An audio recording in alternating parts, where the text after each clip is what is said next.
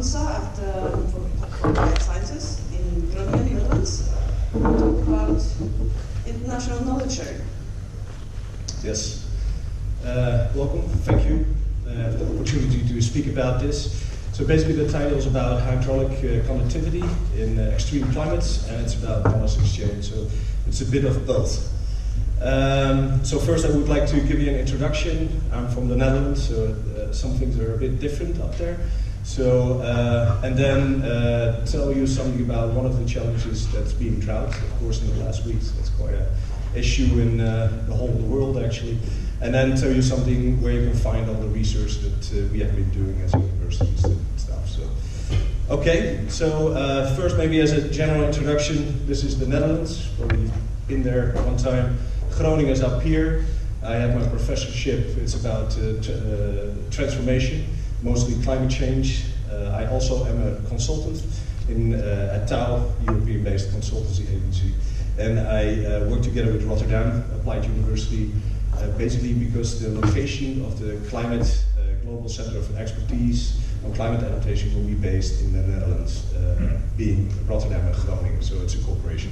And basically with all the research we try to combine the practical field together with education and research. So, and of course if the dikes would break, the Netherlands would look like this and I would not have a job anymore. But why I'm showing this picture? Because most of the research that I have been doing is in the lower parts of the Netherlands, so the Holland part, having very high groundwater tables, very low conductivity in the soil.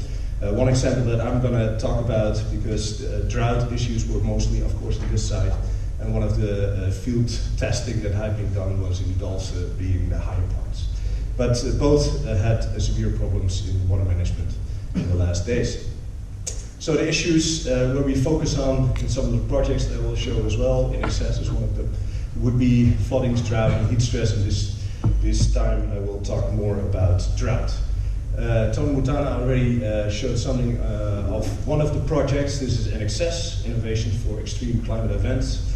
A lot of information about Bergen, for example, also Groningen is in this project where you can find more information with partners around Europe with different climates. So one of the things that would be an outcome of this study is a flood model of Bergen, where we are now. Also flood models of Groningen, indicating what are the locations that we maybe should implement sustainable urban drainage systems, as swales or permeable pavement or green roofs have been talked about. A lot more information, of course, can be found on publications.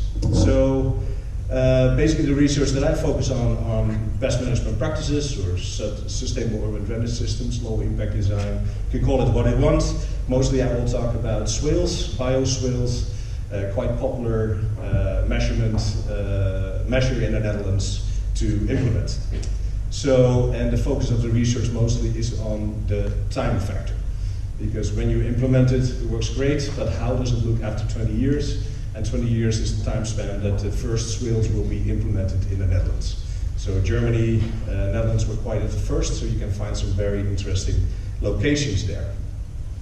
Of course, seasonal effects, we already saw some of them in the presentation this morning from Tone. That's of course a factor, but what we try to do now, and that's actually research from 2 weeks ago, is the drought. If you have, this is one of the swales that we have been implemented, Dehlsa. This is in a green normal period, and this is the very dry period that we had in the last weeks. 8 weeks of drought, it's a record in the Netherlands. Last time was 1976. So it raises a lot of questions on how do these sustainable urban drainage systems actually work. What happens if we have a very dry period and all the grass is dead and it looks totally different, as you can see here, and then maybe we have a more intensive rainfall event after that? Nobody knows. So that's the key issue of this research. This is Thomas Klomp. He's from the municipality that raises this question, so we work together as research, education, and this. So, as been said, one of the things that researchers are not very good at mostly is reflect to the public. So we posted a question on LinkedIn asking, what do you think? Will it be worse, the infiltration capacity in this dry period, or will it actually be better? So we asked that question, got more than 50 comments, more than 400 people liked the research. So basically, that's one of the things, how to combine and make the research more interesting. So actually, I would like to ask you the same question. What do you think will have a higher infiltration capacity? The swale after a very dry period of 8 weeks, or in a normal situation? So can I see some hands? Who thinks the infiltration capacity would be higher after a dry period? Okay, so there's 3, 4, 5. So most of the people think in a regular situation you would have a higher infiltration capacity than, okay. So let's find out. Well, there's a thing about how the method is, how do you measure that actually? And mostly the infiltrometer device is being used. Actually, I don't use this anymore. In my thesis, I found out that it's very high variable if you move the ring, because in the swale you can have a factor 10 or even 100 difference. So what I mostly do is do full-scale testing. It's basically flood fighting, it's called in the Netherlands. So basically we flood a whole swale. It's more accurate, it's more fun. You have more municipalities and water authorities looking at it, so it's very good for dissemination as well. So I flood about 50 swales, and one of the locations was Dehlsa in this case. So here you see time lapse, which is quite nice to see how things infiltrate. It's not the same frequency, so you can find what happens actually. But this is of course in a normal period, and this was in the very dry period where we did actually 2 weeks ago. So, and basically how it works, you get a tank truck to fill it all up, and you have water height measurements in those swales. So the results, to be very short, the infiltration capacity normally was a lot, it was higher in the dry period actually, which was surprising for a lot of people of course. But grass will die as well, you have preferential flow, and actually it was 2 times faster, the infiltration capacity after the dry period than in the normal situation, which is quite interesting of course. And I'm not stating that it's in every location of course, it's specifically on this location. Of course that raises a lot of questions how it will, and there's a lot more interesting things of course. In normal situation you see that you after, this is, we filled it about 4 times. See how the hydraulic conductivity in times after several stormwater events would develop. And you see quite stabilizes in the regular period. And you see that it needs more time after the dry period, which is logically, of course. So, but is this representative for all situations, for example? Well, in the Netherlands we have swales and we have strict rules or guidelines how the topsoil should be of the swales. And I think 80% of the municipalities will follow this, so, and that will be the same topsoil in every swale. So I think for a large number of these swales it will be representative. And of course, more research has been done. I already said like 50 swales have been researched. You get a lot of different hydraulic conductivity around the Netherlands.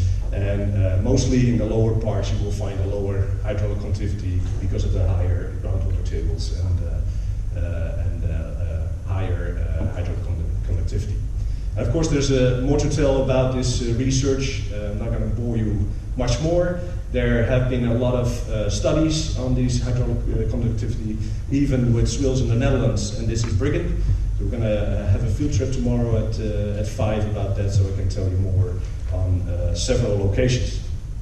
If you need more, there are a lot of books about it, but then again, who reads books? Especially if you lecture like me, this is probably not the way that you want to share the knowledge. So the last part of this presentation, I would like to show you something about new interactive tools to exchange international knowledge. Of course, there's serious gaming and augmented reality. I want to talk about ClimateScan, which is an open source website where you can fill in your research yourself. Because of course there's a lot of websites showing BMPs or SUDs or low impact design around the world. But the difference with ClimateScan is that basically people put their projects up themselves. So what was needed was do it yourself, free, so there's no registration cost. It should provide more detailed information on one location. I will show the example of Bergen. It might be handy for tomorrow. It should be interactive, so it's linked to social media, and of course a link to scientific research. So for example, the research that I've done on the location of Dehlsa, you can visit Dehlsa and see all the publications which are really on that location. So that's quite beneficial for researchers. So it's been up, I think now 2 years, maybe almost 3. www.climatescan, if you want to see the website, you can register. It's all open source, as we said. There's an app as well that you can use to put up your language. Mostly used in the Netherlands because, well, there's it based. We started the universities there, but slowly going over the world, especially by EU projects as INXS or Water Governance or other Interact or Horizon 2020. So now there are already 300 locations mapped, which is quite a bit in a couple of years, of course. So, and different, you can find your own category. So there will be bioswales, but also permeable pavement, green roofs, and a lot of different measures that you could fight drought or flooding with. This is the app you can download from the App Store. As you can see, in some locations you will find people with their phones uploading one of the categories, and mostly Europe-based, a lot of things. This is actually Thomas Klomp again, that you saw lying in a swale. He has a habit of lying on the street, as you can see. He tries to make beautiful pictures, and I think he succeeded, so I think that's, of course, you need good visuals to see what kind of measure there is in the field. So a lot of pictures of him and about 300 people that regularly upload pictures, mostly related to EU projects. One of them, for example, if you would go to ClimateScan and push GPS, so where you are, it will take you to this location, of course, where we are now. You can see a lot of pictures here, description, there are a lot of videos as well about the location, but also the download links. So this book about the Bergen area and the rainwater garden, the swale and the permeable pavement that has been implemented, you can find that there. And it's regularly updated with presentations probably from this conference as well, and linked to websites, scientific papers, etc. So that's Bergen. Maybe take you back to the Netherlands to show you just some of the examples that you can find in this site. So I showed you swales. Swales, there are more than 100 locations with swales in the Netherlands. Even permeable pavement or green roofs. You can push the category, and then it will give you an overview of only that category. So you can see where you are. And if you put GPS, you know that in the next street there will be a swale or permeable pavement, for example. So where is it used for? Just some slides, I hope, for inspiration. This is the municipality of Apeldoorn. We started in the morning with a field trip. We have the app, we take pictures, we push GPS, it gets it to the website, and in the afternoon you have a full picture of every location that might be interesting for others to see. So that's quite a fast way of mapping your sustainable urban drainage systems. Some things that I like, or most visited, so to say, water squares. It's a bit of a thing that in the Netherlands, and, for example, Rotterdam, but this is in Den Bosch, quite a nice water square that has been a lot of research about. I have showed you swales, but of course a lot of full-scale testing on permeable pavement. One of the topics that I do a lot of research with and compare different locations. So if you would go to Rotterdam, for example, you will see permeable pavement and a lot of research on this, what the hydraulic capacity is after 10 or 20 years. Some interesting thing, the link to ClimateScan Twitter. Interesting things are being on social media. These sheep are maintaining this bioswale, for example, links to Interact projects. These are most visited. These are floodways, so gully-free roads, quite popular now with extreme climate events. Rainwater gardens on private areas in Amsterdam, for example. Of course, not only Dutch examples. Donna mentioned this one in 2011, of course, in Copenhagen. A lot of things happened. I was one of the ones to do the flood modeling in a part of that, and choosing different sites to go with as a solution to this map. For example, this water square I just showed was one of the locations that has been an inspiration for this water square in Copenhagen, What is nice that if the locations are ready for a couple of years on ClimateScan, you can see photos on when it was constructed, but also when it's green. So it's like a time-lapse thing. Closing up, ClimateScan, it's all around the world. Africa, for example, where I've just been. And of course, you can just go to the map and share that knowledge. So to close with the take-home messages, I think I showed the infiltration capacity being monitored in the Netherlands, but around the world as well, being highly variable by extreme climate events or where you are at a certain location, of course. More research needed as Dehlsa, of course, and the In-Access project will be a very good way to start to see all that knowledge. Then sharing the best management practices. ClimateScan could be a tool that you could use, and I would love to see your projects, of course, on there to visit. So last but not least, thank you, and here are some notes that you could visit, and then mostly on social media as well. Thank you very much.